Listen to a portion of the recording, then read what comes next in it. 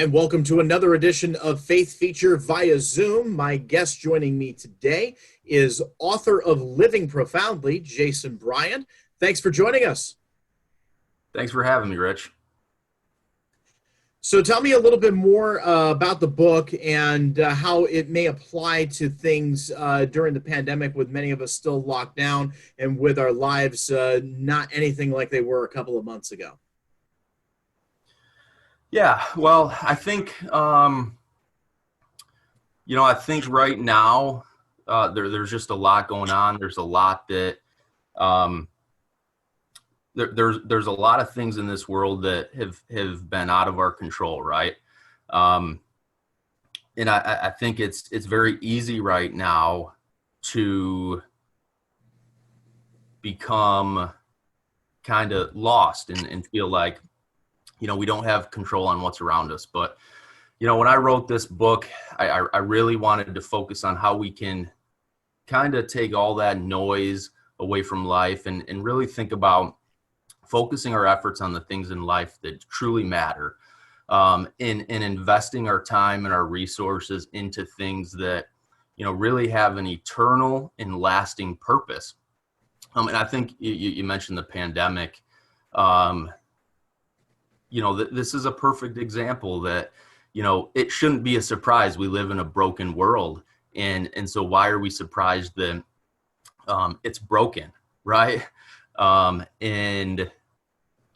think that this is a test to really see where our faith is. And, when you're putting your faith in the things of this world and you are, really putting your trust in the things of this world, we are no doubt going to get let down time after time. So I really challenge the reader in this book to think about the things in this world that truly matter and how we can leverage our life to invest in those things so that we are really being intentional and really doing things that, again, have a real lasting and eternal impact. You mentioned living profoundly, and certainly at this time, there's a lot of things that we can do. There's a lot of impact that we can have, even though we're not together.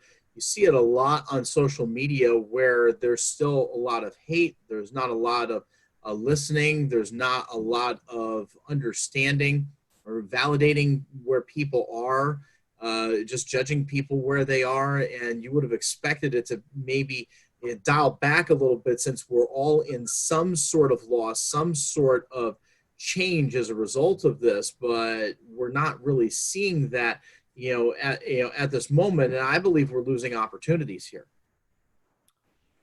Yeah, no, I couldn't agree more. I think that I think there's no doubt that opportunities are being lost. But I've really challenged myself in during this crisis, think about how you can turn this into a positive. And there's at first glance, there's really not a whole lot of positives that you think you can take from it, right? But I heard the president share this in one of his briefings, and he just mentioned that what better time to really focus on our relationship with God. And so that's something that I personally have been thinking a lot about. I think that, to really put this all into perspective, we have to go to the one who has all the answers. And I think that means that we have to intentionally take some quiet time away and really listen to him and try to figure out what he is trying to download to us based on our specific circumstances. Because we can't navigate something like this on our own.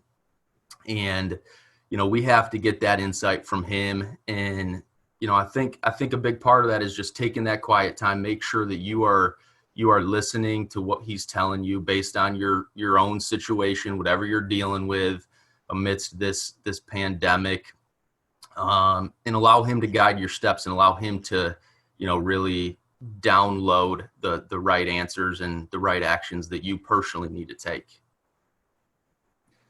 So tell me about some of the struggles or some of the lower times, because we've all had them, regardless of knowing the truth and regardless of knowing these things. We still are human. We all have these ups and downs.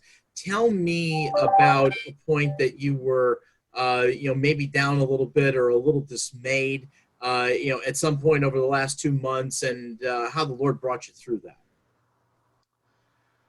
Um, Not to yeah. put you So on the no, spot, but no, no, no, not at all. it's just an honest thought in question here. Yeah, yeah.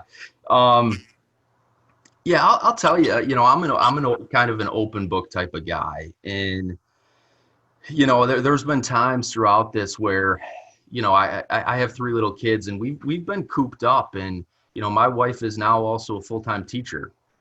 And, it has challenged my tolerance. And, and I think, again, not to oversimplify this, but for me, it's it really goes back to just getting away and having that quiet time with God. And again, just listening to what he's trying to tell you. Um, there's a lot of negative emotions that can surface throughout this kind of isolation type scenario we're dealing with.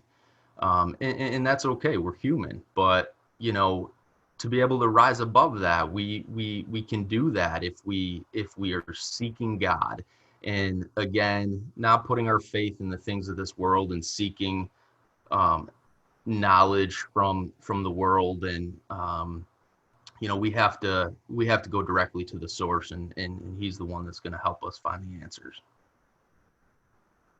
That's awesome. Thanks for the awesome testimony, and certainly, approaching Mother's Day, our moms, our wives, even grandmothers have had been pressed into all of this with the kids and having to finish the school year with the kids at home. It is definitely another level of challenge that people have had, and we certainly appreciate them, and we appreciate you. We appreciate you taking the time to be with us today, author Jason Bryant. Thanks for joining us on Faith. On Faith. Thank you. All right.